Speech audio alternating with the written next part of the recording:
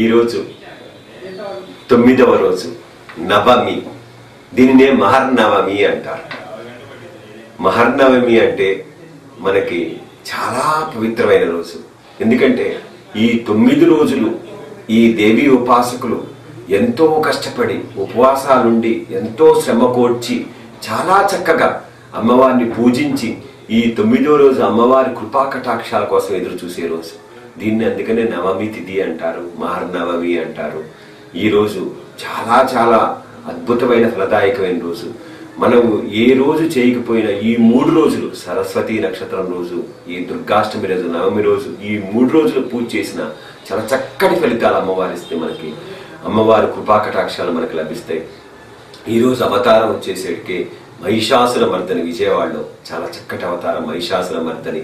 ఈ మహిషాసుర మర్దని అమ్మవారిని ఒక్కసారి నమస్కారం చేసుకొని మనసులోనే చక్కగా ధ్యానించండి, శత్రు వినాశనం కలుగుతుంది. మరి ఈరోజు మనకి మైసూరులో చాముండా దేవతగా అమ్మవారి దర్శనమిస్తుంది. ఇంకా శ్రీశైలంలో అయితే సిద్ధిదాత్రి అన్నారు ఈ రోజు ఈవిని, సిద్ధిదాత్రిగా దర్శనమిస్తుంది. ఉత్తర భారతదేశంలో అయితే గనక సుభద్ర, మీరు ఇక్కడ ఈ సుభద్ర అనకండి, కృష్ణుడి చెల్లెలు సుభద్ర వేరు, ఈమె సుభద్ర పేరు. ఈమె సుభద్రగా ఇవ్వటం వల్ల, ఈమెను పూజించటం వల్ల వాంఛితార్థ సిద్ధి కలుగుతుందండి. వాంఛితార్థ సిద్ధి అంటారు దీన్ని, వాంఛితార్థ సిద్ధి అంటారు.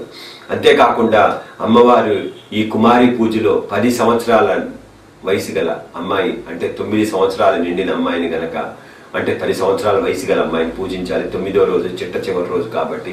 వృక్షాలు వచ్చేసరికి దేవగన్నేరు వృక్షం అండి. దేవగన్నేరు, మామూలు గన్నేరు కాదు, దేవగన్నేరు వృక్షం. ప్రసాదం వచ్చేసరికి పాయసం అండి, చిట్ట చివరి రోజు కాబట్టి పాయసం. మరి అష్టోత్తరం ఏం చదువుకోవాలంటే మహిషాసుర మర్దని అష్టోత్తరం చదువుకోవాలి. ఇది ఎక్కువగా లభ్యం కాదు. లలితా విష్ణు సహస్రనామ స్తోత్ర పుస్తకం మోహన్ పబ్లికేషన్స్ వారు ప్రచురించింది, మనకి దాంట్లో లభ్యమవుతుంది మహిషాసుర మర్దని స్తోత్రం. సహస్రనామావళి కూడా ఈ మహిషాసుర మర్దని సహస్రనామావళి స్తోత్రం కూడా పూజ చేసుకోవచ్చు.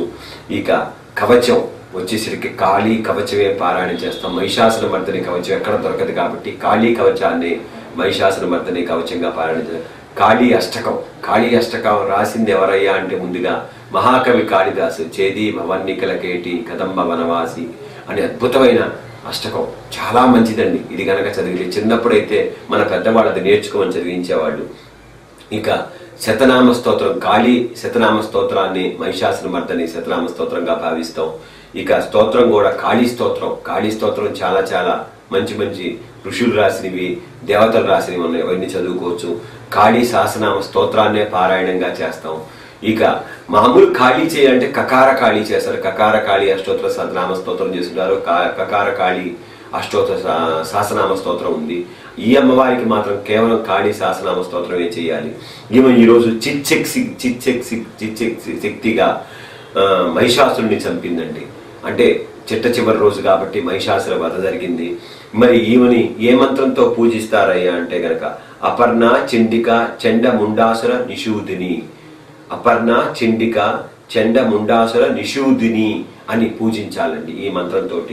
మరి తెలియని పామరులైతే గనక ఓం మహిషాసుర మర్దని దేవతాయే నమః అని కూడా పూజ చేస్తారు.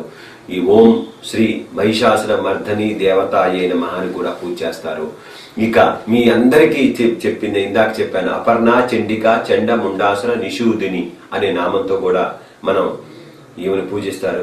ఈమెను తలంచినంతనే సమస్త భయాలు పోగొట్టి ధైర్యాన్ని స్థైర్యాన్ని ప్రసాదిస్తే ఈ మహిషాసుర మర్దని. అంటే తలవగానే, అంటే ఈమెను మనసులో స్మరించుకోగానే ధైర్యాన్ని స్థైర్యాన్ని ప్రసాదిస్తే.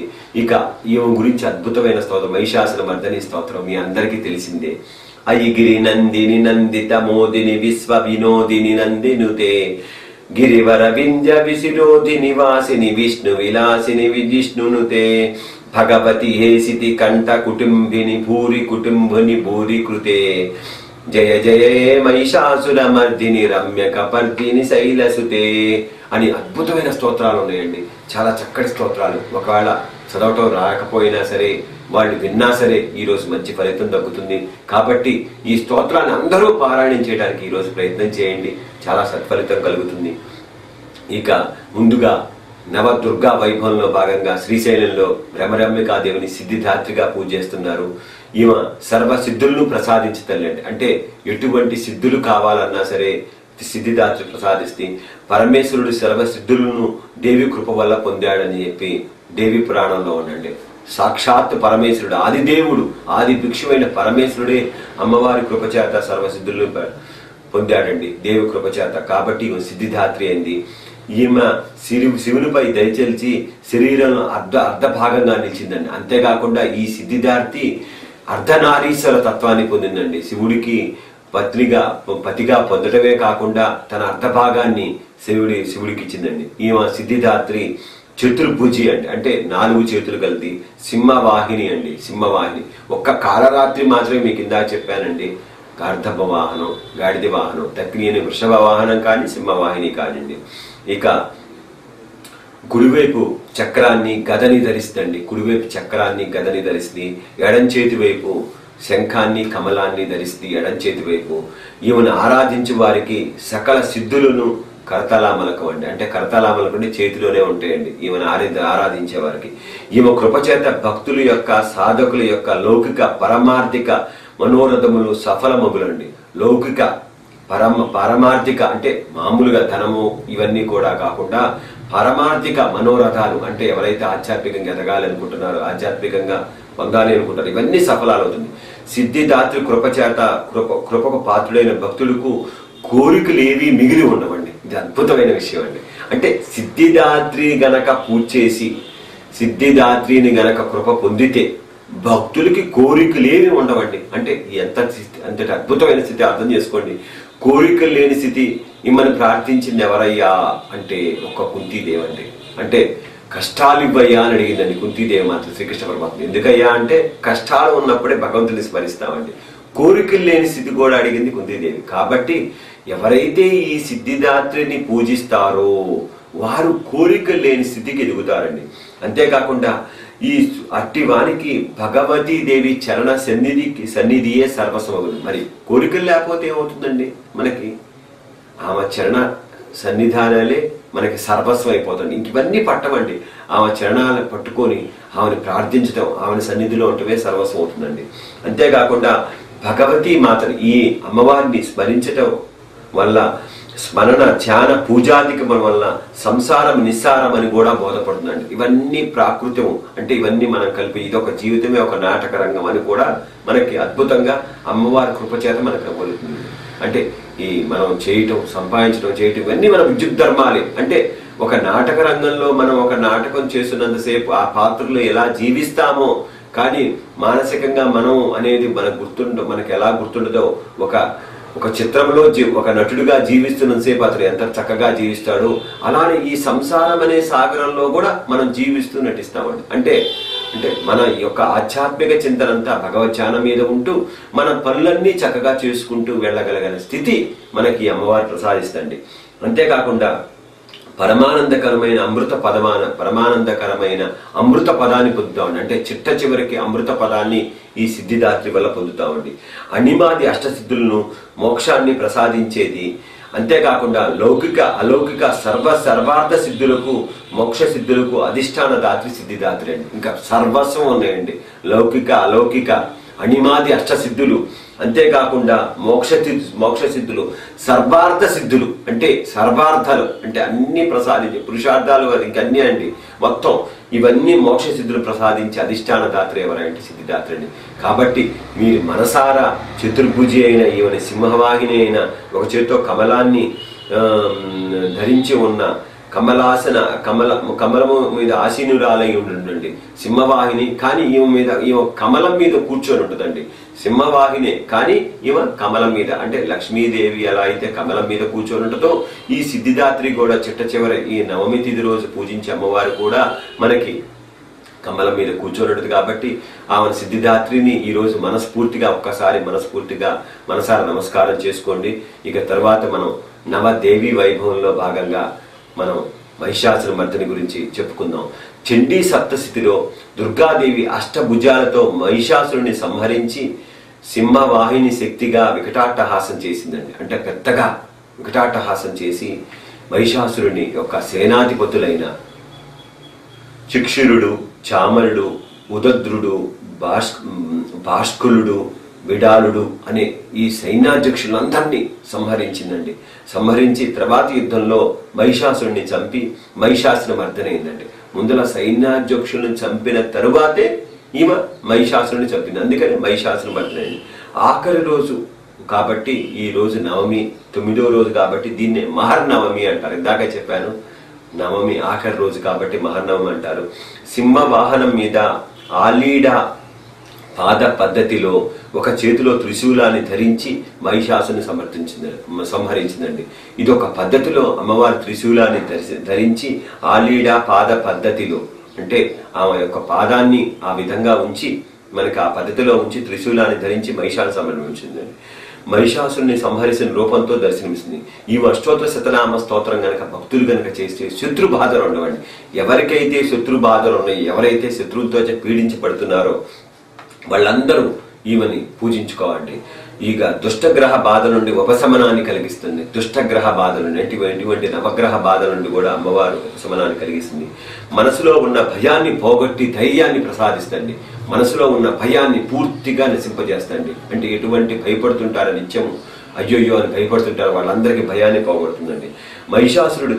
మహిషాసురుడితో తీవ్రమైన కష్టాలు పడ్డారండి ఇంద్రాది దేవతలు. అప్పుడు ఏం చేశారంటే ఇంద్రాది దేవతలు అందరూ కలిసి తమ తమ శరీరాల్లో ఉన్న దివ్య తేజస్సులన్నింటినీ బయటికి తీసుకొచ్చారండి. తీసుకొచ్చి ఏం చేశారంటే ముఖ్యంగా మొట్టమొదటిగా ఆ తేజస్సులన్నింటికి ఒక రూపాన్ని తయారు చేశారండి. ఆ మూర్తి రూపమే మహిషాసురమర్దనండి. ఆ తేజోమూర్తికి ఏం చేశారంటే తమ తేజస్సులతో కలిసిన ఆ తేజోమూర్తి స్వరూపానికి, అమ్మవారి స్వరూపానికి తమ తమ ఆయుధాలు అన్నింటినీ ఇచ్చారండి. 8 చేతులు కదండి, కాబట్టి తమ తమ ఆయుధాలన్నీ ఇచ్చారండి.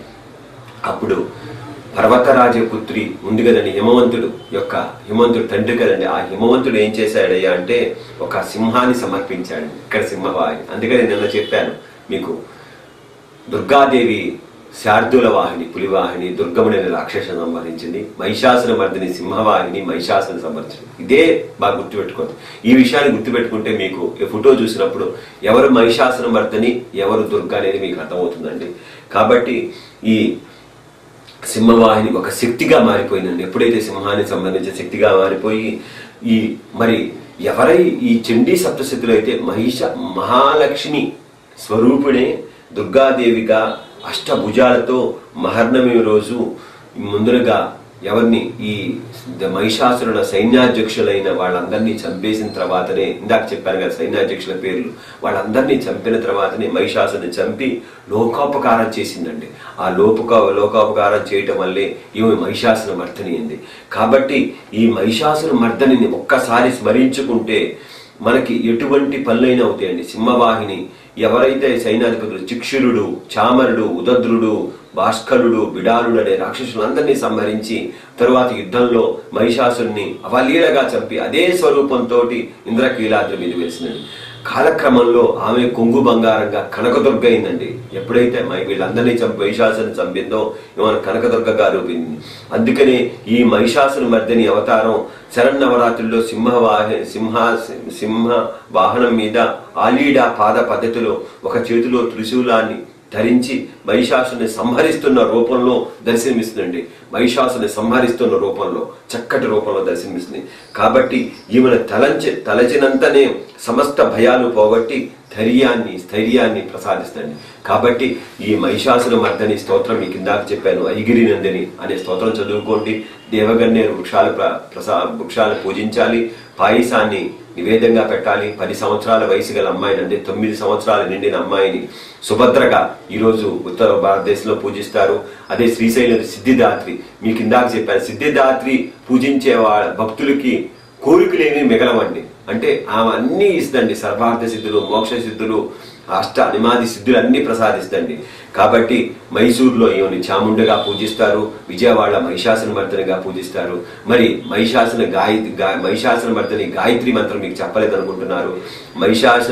మహిషాసుర మర్దని రూపాయ విద్మహే పారమాత్మికాయ ధీమహి తన్నో పూర్ణ ప్రచోదయాత్ అనే ఈ మహిషాసుర మర్దని గాయత్రి మంత్రాన్ని చదువుకుంటే మీకు అన్ని మీ కోరికలన్నీ నెరవేరుతాయి. కాబట్టి ఈ మహిషాసుని మర్దని స్వరూపంలో వెలిసిన ఇంద్రకీలాద్రిలో వెలిసిన ఆ కనకదుర్గని మనసారా ధ్యానించండి, మనసారా పూజించండి.